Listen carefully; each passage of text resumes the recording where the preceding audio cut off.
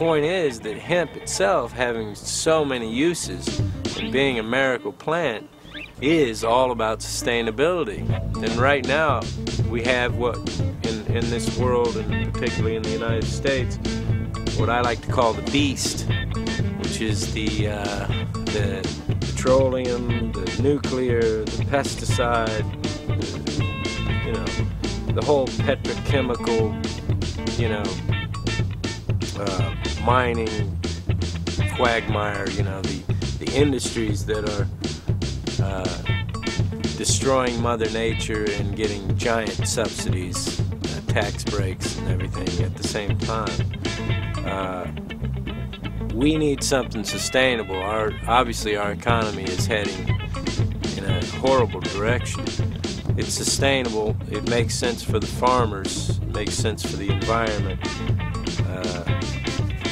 That's why I'm into the hemp movement, because I see all the alternatives. And I'd like to see the power get out from the hands of the beast and into the hands of the people.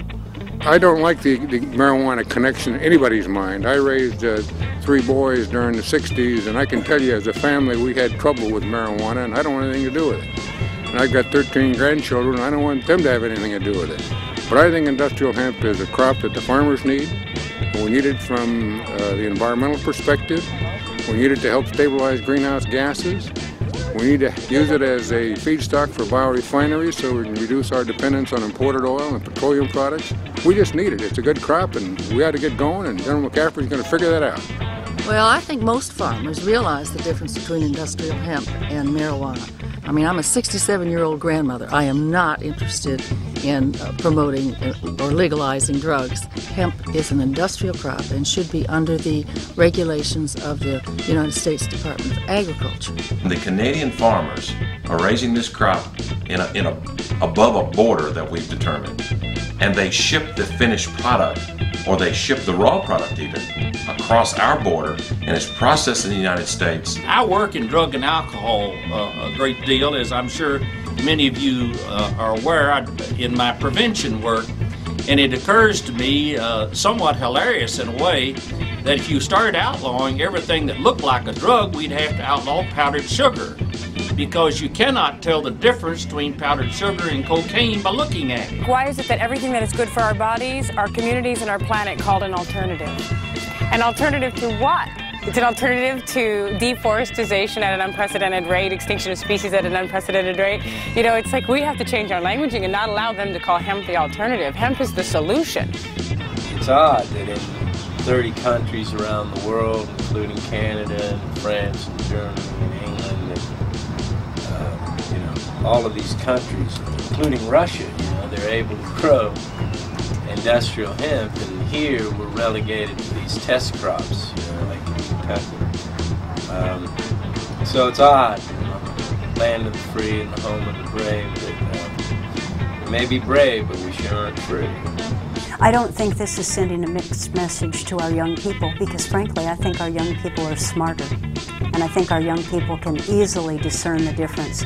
Industrial hemp gets made into shirts, pants, surfline clothes, into even surfboards. They'd probably be awesome surfboards out of industrial hemp. They know the difference. It's the parents and maybe the bureaucracy that doesn't know. And I'd say, hey, get smart, guys. Industrial hemp is not a drug. And don't try to pawn it off as a drug and try to claim that we're misleading the youth. The youth know better. It's you guys that don't. 1,960 square foot split level adobe house, which has 60% of its volume made from industrial hemp. We have hempcrete blocks and panels, which were made with a formula originating from France. Mix it up and pour it in a form, and you have a strong, cohesive building block. We also have hemp fiber used in our stucco mix, replacing the nylon filaments that keep the surface from cracking. We used hemp for our insulation. We have hemp shingles made in Canada, guaranteed for 50 years. They look just like cedar shake shingles, and they're easy to work with. and very strong. I'm happy with this plant.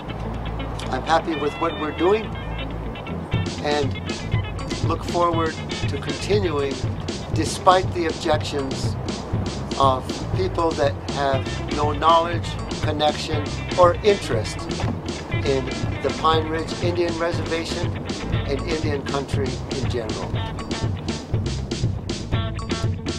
There was a reason that the powers that be put that plant here, and to eradicate it from all over the planet is not exactly what the big guy had in mind, if you know what I mean. I mean, he puts it in there, and why should we take it out?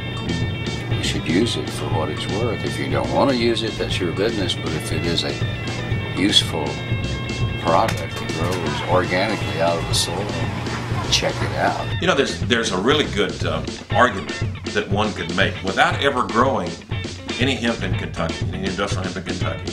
But if you aerial seeded the seed that you bought from Europe, let's say you just went to Europe and bought a grocery bag full of industrial hemp, and you took a helicopter and you threw it, or you flew it through the river bottoms of eastern Kentucky, where the DEA says that there's lots of illegal marijuana growing. Let's say you did that, and you allow that industrial grade to grow all by its own, without any farmer growing it culturally, okay? And that pollinates that illegal trade. Well, let's say that one generation passes. The illegal grower automatically has half the potency. In another generation, he has half of that half. So that in 3 generations, you can basically eliminate the outdoor illegal marijuana trade just by aerial seeding it.